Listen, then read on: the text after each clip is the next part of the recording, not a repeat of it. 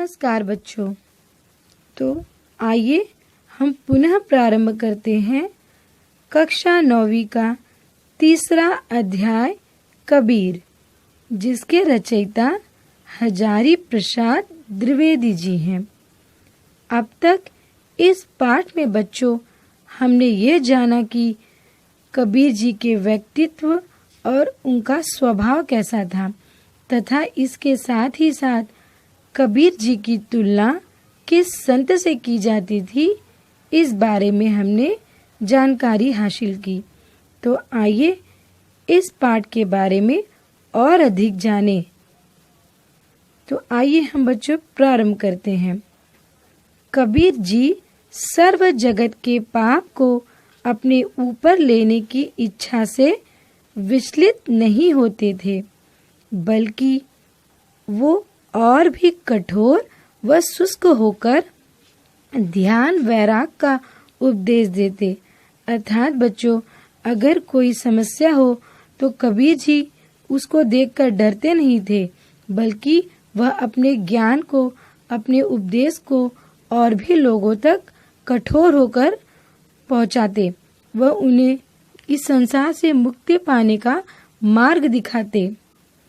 अखंडता कबीर का गुण नहीं है। जब वे योगी को संबोधन करते हैं तभी उनकी अखंडता पूरे चढ़ाव पर होती है। वे फक्कड़ स्वभाव के थे। फक्कड़ स्वभाव अर्थात बच्चों, उन्हें किसी से कुछ लेना देना नहीं था। वह अपने जीवन में ही मस्त रहने वाले थे। अच्छा हो या बुरा, खरा हो या खोटा, जिसमें एक बार चिपट गए उसमें जिंदगी भर चिपटे रहो, यह सिद्धांत उन्हें बिल्कुल मान्य नहीं था। वे सत्य के जिज्ञासु थे, वह सत्य के समर्थक थे, और कोई माया ममता उन्हें अपने मार्ग से विचलित नहीं कर सकती। अर्थात बच्चों, इस संसार में अगर कोई व्यक्ति जन्म लेता है तो इस संसार के मोह माया में फंस कर वो यहीं का रह जाता है।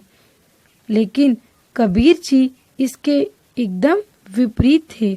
उन्हें इस समाज या इस विश्व से कुछ लेना देना नहीं था, और ना ही उन्हें किसी के साथ मोह माया थी, बल्कि उनका एक ही उपदेश था, इस संसार में ज्ञान का प्रचार करना।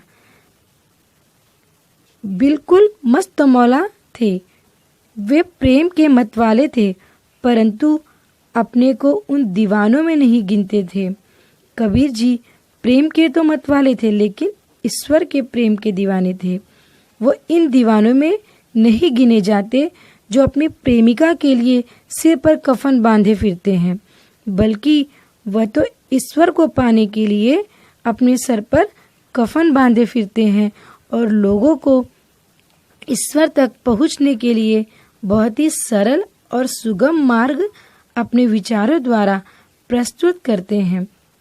उन्हें संसार की अच्छी बुरी टिप्पणियों की परवाह नहीं थी। कबीर जी को इस बात की बिल्कुल परवाह नहीं थी कि लोग उनके बारे में क्या सोचेंगे, या उनके व्यवहार को लेकर लोग उनकी बातों में उनको न जाने क्या क्या कहेंगे, बल्कि वह अपने ही काम में व्यस्त रहते।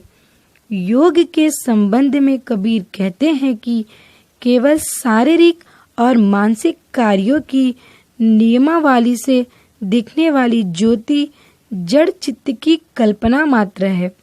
कबीर जी कहते हैं कि योग हमारे शरीर को और हमारे मस्तिष्क को एक नियम, एक तंदुरुस्ती, एक ज्योति और एक कल्पना हमें जागृत करती है।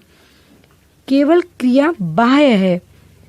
बोलते हैं ये तो हमें सिर्फ क्रिया बाहरी है, लेकिन हमें ज्ञान चाहिए, हमें सच्चे उच्च कोटि के विचार चाहिए, तो हमें ज्ञान अर्जित करना बहुत ही जरूरी है, क्योंकि बिना ज्ञान के तो हम योग भी नहीं कर सकते, और जब हमारे पास ज्ञान ही नहीं होगा तो हम अपने योग को अच्छी तरीके से नहीं कर पाएंगे और हमारा योग व्यर्थ कहलाएगा।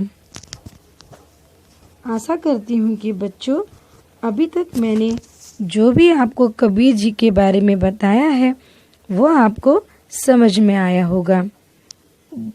इससे संबंधित कुछ प्रश्नों को सुलझाने की कोशिश करते हैं।